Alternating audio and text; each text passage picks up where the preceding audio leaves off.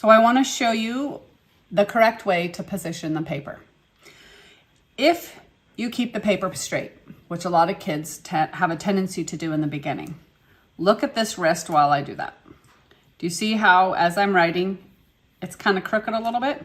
That doesn't seem like a big deal, but the closer you are to you, the worse it gets. And a lot of them, I'm writing a little bit further out so you can see me clear, but when you're writing up close, that's a pretty big crick, all right? But when you tip the paper sideways, you see how it's a nice, natural, straight.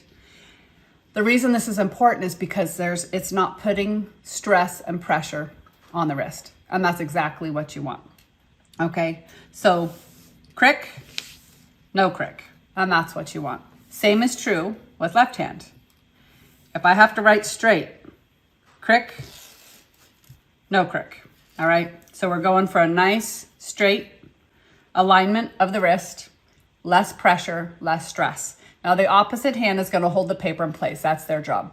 And you have to be really diligent in teaching the kiddos this because they just want to put their hand down on the side. They don't wanna hold the paper. But if you teach them that, it actually is super helpful for them in the long run, okay? So they hold the paper with one hand and they write with the other. So I'll do it on both sides. Hold the paper with this hand, write with this hand, okay? That's how we hold our paper. Now it does help for some kiddos to have a visual. So some teachers will tell them to put the corner of the paper facing their belly button. And that gives them an idea of how much to tilt that paper. Corner of the paper, straight to the belly button. All right, now let's move on.